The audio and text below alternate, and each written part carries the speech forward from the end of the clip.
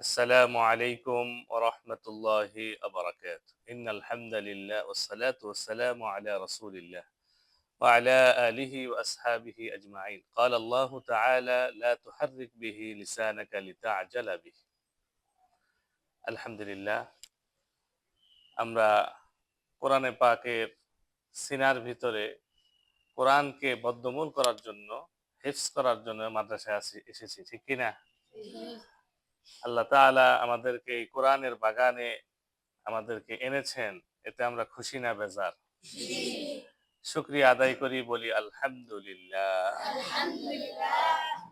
আল্লাহ তাআলা কোরআনে হাকিমে বলেন হে নবী লা তুহাররিক বিহি লিসানাকা লিতাআজালা বিহি ইন্না আলাইনা জামআহু ওয়া কুরআনা আল্লাহ বলেন হে নবী আপনি আপনার জিহ্বাকে বেশি নাড়াবেন না ইন্না আলাইনা জামআহু ওয়া কুরআনা এই কুরআন আমি আপনার সিনার ভিতরে জমা করে দিব এটা রাসূল সম্পর্কে আয়াত নাযিল হয়েছে সুতরাং যেটা রাসূল সম্পর্কে বলা হয়েছে যে বেশি পড়তে হবে না আমি আপনাকে সিনার ভিতরে জমা করে দিব কিন্তু আমাদের সম্পর্কে বলা হয় নাই সুতরাং আমাদের কি করতে হবে এর উল্টাটা বেশি বেশি পড়তে হবে বেশি বেশি তেলাওয়াত করতে হবে তাহলে আমাদের কোরআন শরীফটা আমাদের মুখস্থ হবে হাফিজুন শব্দের অর্থ হচ্ছে সংরক্ষণকারী কি গাড়ি যে কোরআনের বিসমিল্লাহর বা থেকে সূরা নাসের সিন পর্যন্ত পুরাপুরি সংরক্ষণ সিনার ভিতরে রাখতে পারবে না সে হাফেজ নয় সে হাফেজ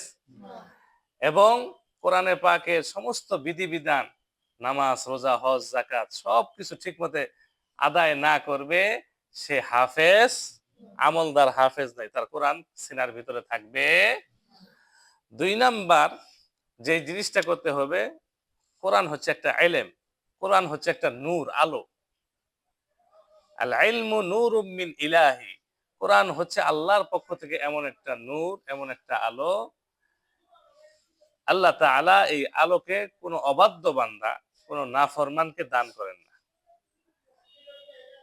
ওয়াকাল আহলুল আরব এবং ইলম ওয়ালারা আরেকটা কথা বলেন সেটা হচ্ছে যে মান তালাবাল উলা বিগাইরি কাদ্দিন সায়ুদরিকুহা মাতা শাবাল গুরাব যে কষ্ট ছাড়া মেহনত ছাড়া মুজাহাদা ছাড়া ইলম শিখতে চায় সে ওই দিন ইলম পাবে সাদা কাক কালো কাক সাদা হওয়া যেরকম ভাবে অসম্ভব মেহনত ছাড়া চেষ্টার প্রচেষ্টা ছাড়া ইলম শিখা ততটুকুই অসম্ভব ঠিক কিনা আবার বলা হয়েছে মান তালাবাল উলা সাহিরাল লায়ালি যে ইলম শিখতে চায় তাকে রাত জাগতে হবে কি করতে হবে আমরা চেষ্টার মেহনত করার জন্য প্রস্তুত আছি তো ইনশাআল্লাহ বেশি বেশি পড়তে হবে রাত জাগতে হবে ওস্তাদের খেদমত করতে হবে ওস্তাদের কথা শুনতে হবে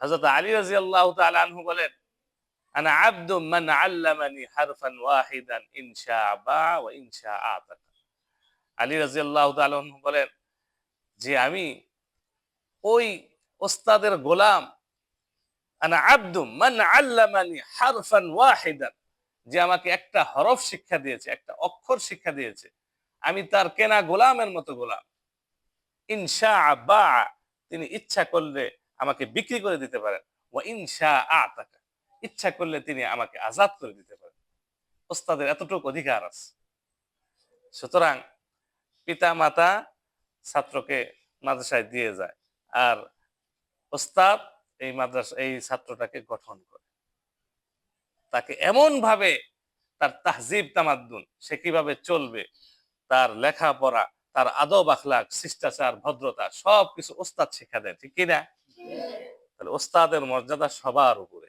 ওস্তাদের মর্যাদা রাসূল বলেন আনা বুইসতু মুআল্লিমা আমি শিক্ষক হিসেবে প্রেরিত হয়েছি তাহলে ওস্তাদের কথা শুনবো তো ইনশাআল্লাহ মনোযোগ দিয়ে লেখাপড়া করবো তো ইনশাআল্লাহ আরেকটা যে জিনিস সময় নষ্ট করা যাবে না সময়কে আমরা অপচয় করি না একটু সুযোগ পাইলেই পড়ি না এটা ছোটবেলায় আমরাও করেছি ছোটবেলায় ওই মাথার ভিতরে ওই বুদ্ধিটা আসে না যে আমার সময় নষ্ট করা যাবে না আমাকে পড়তে হবে আমাকে মানজিলে মাকসাদে পৌঁছাইতে হবে এরকম চিন্তা চেতনা এমন কিছু আসে না যখন আবার বড় হয়ে যায় তখন আসে আহা যদি আমি পড়তাম আমার এক চাচা ছিলেন, আব্বা যান বাংলাদেশের সবচাইতে বড় হাফেজ সাহেব হয়েছে।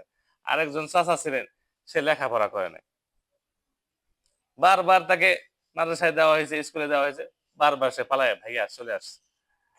পরে সে আফসোস করছে যে আব্দুল হাকিম সে এত বড় হাফেজ সাহেব হলো, আমিও যদি পড়তাম তাহলে আমিও তার মতো হাফেজ হতে পারতাম, কিন্তু পারি নাই। এখন আমি কৃষি কাজ করি, এখন আমার দিন চলে না, এখন দুনিয়ার লাইনে আমি লোকসান হয়ে গেছে, আখিরাতের লাইনে আমি শেষ। আর হাজার হাজার ছাত্র পড়াইছেন, হাজার হাজার ছাত্র। সুতরাং কোরআনকে আল্লাহ তাআলা সহজ করে দিয়েছেন। কি? কোরআন পড়া কি? আরবি পড়া কি? ওয়ালাকাদ ইয়াসসারনাল কুরআনা লিযিকরি ফাহাল মিন মুদ্দাকির। আল্লাহ সহজ করেছেন। আর বারবার আমরা সহজের দোয়া বলবো, সহজের দোয়া বলবো, রব্বি ইয়াসসির ওয়ালা তুআসসির। পারি না দোয়াটা, এটা বলবো। জ্ঞান বৃদ্ধির দোয়া বলবো, রব্বি জিদনি, কোরআনের একটা আয়াত, রব্বি জিদনি ইলমা, হে আল্লাহ আমার জ্ঞান বৃদ্ধি করে দেন। এবং কোরআন তেলাওয়াত সুন্দর হয় না, জড়তা হয়, রব্বি ইশরাহলি সাদরি ওয়া ইয়াসসিরলি আমরি ওয়াহলুল উকদাতাম মিন লিসানি ইয়াফকাহু কওলি। ডাক্তার জাকির নায়েক আছে না, কত বড় আলোচক, সে বলে আমি তোতলা ছিলাম, মুখে জড়তা ছিল, কিভাবে ছাড়লো? রব্বি ইশরাহলি সাদরি ওয়া ইয়াসসিরলি আমরি ওয়াহলুল উকদাতাম মিন লিসানি ইয়াফকাহু কওলি। প্রত্যেকটা আলোচনা শুরুতে এটা বলে কিনা? জাকির নায়েক বলে কিনা? তার জড়তা দূর হয়ে গেছে। ইয়াফকাহু কওলি, এমন ভাবে জড়তা আমাকে দূর করে দেন যাতে আমার কথা বোঝা যায়, যাতে আমার তেলাওয়াত বোঝা যায়, যাতে আমি দায়ী ইলাল্লাহ হতে পারি। দায়ী ইলাল্লাহ হতে হলে আমাকে সুন্দরভাবে উপস্থাপনার যোগ্যতা থাকতে হবে, সাবলীল ভাবে। একটা কথা একজন একটা ভালোভাবে বলে, আরেকজন বলে ওই কথাটাই বলে, তারটা দিলের ভিতরে আসর করে, তারটা সুন্দর লাগে, মজা লাগে। এই যে কথা বলা, রাসূল বলেন ইন্না মিনাল বায়ানি লাসিহর, এই কথা বলার ভিতরে জাদুর প্রভাব আছে, কথা বলার ভিতরে জাদুর প্রভাব আছে। তাহলে আমরা কয়েকটা বিষয় বললাম, মনোযোগ দিয়ে লেখাপড়া করব, সময় নষ্ট করব না, ওস্তাদের খেদমত করব, বেশি ছুটি কাটাবো না। কি করব না? ছুটি কাটাবো না। চাচাতো বোনের বিয়ে, চাচাতো বোনের সাথে তো দেখাই যায় না, চাচাতো বোনের বিয়ে চলে গেল। আরো দুঃসম্পর্কের কি আত্মীয় আছে, তার বিয়ে শাদী, তার মুসলমানি কি আছে, সব জায়গায় আমি যাই। হবে কি এটা?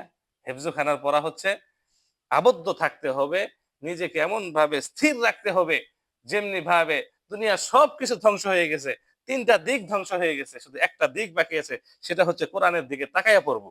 অনেক হেফজখানার ছাত্র আছে কোরআন তাকায়া পড়ে না, ভুল পড়ে, ইয়াদের লোকমা থাকে, ঠিক কিনা?